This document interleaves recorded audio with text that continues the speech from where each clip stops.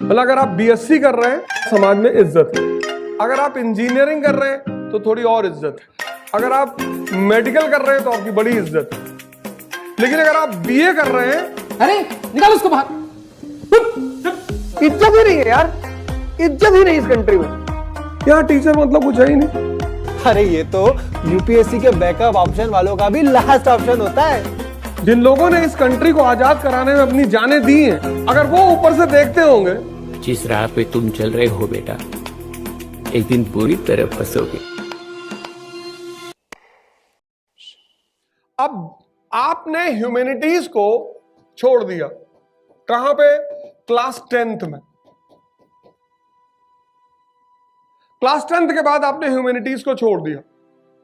आपकी जिंदगी में थॉमस एडिसन, न्यूटन, आइंस्टीन, आपको लगा कि सारी दुनिया इन्हीं के बल पे चलती है। ऐसा इस देश में बताया गया है कि जिस आदमी ने साइंस नहीं पढ़ा उसने कुछ नहीं पढ़ा, ऐसा ये देश मानता है। मतलब अगर आप बीएससी कर रहे हैं तो आपका समाज में इज्जत है, अगर आप इंजीनियरिंग कर रहे हैं तो थोड़ी और इज्जत है, अगर आप मेडिकल कर रहे हैं तो आपकी बड़ी इज्जत है, लेकिन अगर आप बीए कर रहे हैं तो आप समाज में, मतलब किसी शादी वादी में अगर 10-12 लोग खड़े हैं और बीच में आपने बोल दिया कि मैं तो बीए कर रहा हूं, पीछे आओ इधर, बीए कर रहा हूं। मतलब ह्यूमैनिटीज को इतनी घटिया निगाह से इस देश में देखा जाता है। टीचर ही बोलते हैं 10th में, जो 10th के टीचर साइंस वाइंस कहां पढ़े, हिस्ट्री कहां पढ़े होते हैं, वो भी टीचर बेचारे बन गए। इंडिया में teaching profession is a profession जिसमें लोग मजबूरी में जाते हैं। हाँ, वो लास्ट रिसोर्ट है, कोई शौक से नहीं जाता। आईएएस के सारे अटेम्प्ट खत्म हो गए, पीसीएस से खत्म हुए तो कहते टीजीटी पीजीटी भी दे लेते हैं। अच्छा, लास्ट में क्यों जाता है? उसकी वजह, जर्मनी में ऐसा नहीं है, जापान में ऐसा नहीं है। वहां हर आदमी की पहली चॉइस है कि मुझे टीचर बनना है। जर्मनी में, जापान में, वहां आदमी की पहली चॉइस है, जापान में तो पहली चॉइस है कि टीचर बनना है। पहली वजह, अगर आप टीचर हैं और आप एक्सेल कर गए, अवार्डी हो गए, तो उनका जो हाउस ऑफ लॉर्ड्स है उसमें आपको मेंबरशिप मिल जाएगी। And they are the only VVIPs in Japan, उनके अलावा कोई वीआईपी नहीं। तो जापान का आदमी का सपना है कि भैया टीचर बनना है। यहां टीचर मतलब कुछ है ही नहीं। टीचर हाथ जोड़ के खड़ा है डीएम के सामने, स्कूल का टीचर, बाबूजी हमारा खेत कब्जा कर लिया बाबूजी। और कई बार तो जाके वो डीएम का पैर भी छू लेता है साहब।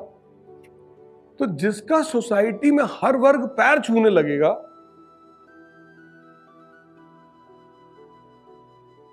भाई एक डीएम खड़ा है, एक इंजीनियर खड़ा है, एक डॉक्टर खड़ा है, सब हाथ जोड़ के डीएम के सामने खड़े हो जाएंगे। उनको पता है ना कि इसकी पावर ज्यादा है, ठीक है ज्यादा पावर, पर ये जो इधर लोग खड़े, इन्होंने कभी ह्यूमैनिटीज पढ़ी नहीं। ये जो इंजीनियर है, डॉक्टर है, इसने कभी ह्यूमैनिटीज पढ़ी नहीं, तो इसको सिर्फ इतना पता है कि इसकी पावर ज्यादा है। उनको ये नहीं पता है कि इस कंट्री में सबसे ज्यादा पावर यहाँ के सिटीजन की है। तो अब चूंकि आपने 10th में हिस्ट्री छोड़ दी, आपने 10th के बाद पॉलिटी छोड़ दी, आपने 10th के बाद ज्योग्राफी छोड़ दी, ये सब आपने 10th के बाद छोड़ दिया। इकोनॉमी जिंदगी में आपने कभी पढ़ी नहीं। किसी भी देश को सुपर पावर बनने के लिए 3 चीजें चाहिए। कौन सी 3? ये तुम बताओ ब्रिटेन और अमेरिका और जापान के एग्जाम्पल के बेसिस पे। किसी भी कंट्री को वर्ल्ड पावर बनने के लिए 3 चीजें चाहिए। कौन सी 3? 1787 स्लम एरिया, 1945 वर्ल्ड पावर। तो जैसे तुम टॉपरों को ढूंढते हो उनसे जानने के लिए कि भैया तुम टॉपर कैसे बने, ऐसे जब हम 1947 में पैदा हुए तो हमने अपने टॉपरों को ढूंढा। तो हमारे लिए टॉपर कौन था? United States of America. ये 1787 में पैदा हुआ as a slum area, slum, और 1945 में ये बन गया वर्ल्ड पावर। अब ये किसके लिए इंस्पिरेशन बना? इंडिया के लिए। इंडिया पैदा हुआ 1947 में, स्लम एरिया। तो अगर ये स्लम एरिया से वर्ल्ड पावर बन सकता है तो हम क्यों नहीं बन सकते?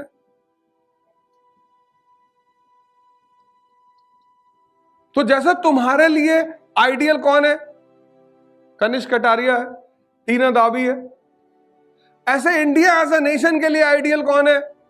यूनाइटेड स्टेट्स ऑफ अमेरिका है। कौन सी 3 चीजें की इस कंट्री ने? किन 3 चीजों पे फोकस किया इसने?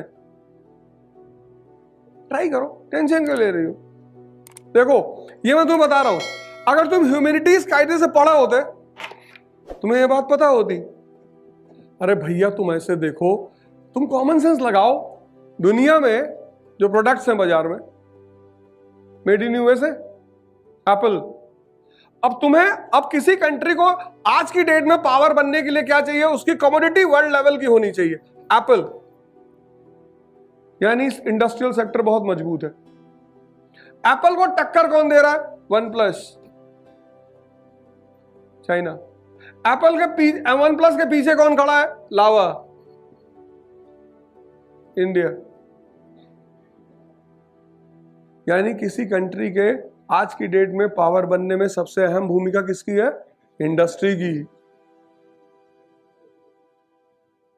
ये तुमने अगर ह्यूमैनिटीज पढ़ा होता, ह्यूमैनिटीज, तो तुमने तो 10th के बाद छोड़ दिया। तो तुम्हें यह नहीं पता कि यार हिस्ट्री पढ़नी क्यों है, क्यों अशोक को महान कहते हैं।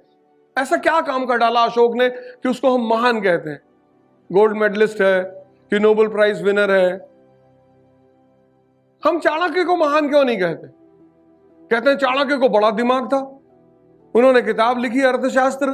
तो जब इतना था तो महान तो चाणक्य को कहना चाहिए। अशोक को क्यों कहते हैं?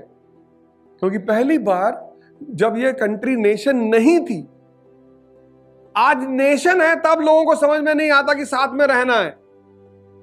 आज नेशन है तब उसको एक बात क्लियर थी कि दिस सब कॉन्टिनेंट, नेशन नहीं, सब कॉन्टिनेंट, उसमें बांग्लादेश भी था, पाकिस्तान भी था, अफगानिस्तान भी था। उसको उस वक्त ये बात समझ में आ गई कि दिस सब continent is a land of unity in diversity. तो इस यूनिटी इन डाइवर्सिटी को मजबूत करना है।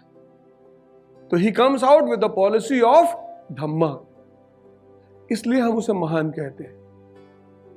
100 साल का फ्रीडम स्ट्रगल, कितने लोग कुर्बान हुए, कितने लोग फांसी पे चढ़ गए। और आज अगर उनकी आत्माएं इस देश को देखती होंगी तो वो कर्जन से माफी मांगती होंगी कि सॉरी सर, ये बदतमीज लोग, जिन लोगों ने इस कंट्री को आजाद कराने में अपनी जानें दी हैं, अगर वो ऊपर से देखते होंगे कि ये हिंदू मुस्लिम, जब इस देश के लोगों को इंडस्ट्री की मांग करनी चाहिए, जब इस देश के लोगों को हॉस्पिटल की मांग, और लिटरेसी रेट कितनी 80+, उस कंट्री का आदमी, Brahmins have done very bad with this. अच्छा, हाँ, हॉट लिक्विड वाटर क्या है सर? अंग्रेजी भी नहीं बोल पा रहे। हॉट ऑयल, अच्छा, कहाँ लिखा है? Bablu was telling. कुछ भी। उसकी वजह यह है कि इस देश ने ह्यूमैनिटीज के साथ बदतमीजी की।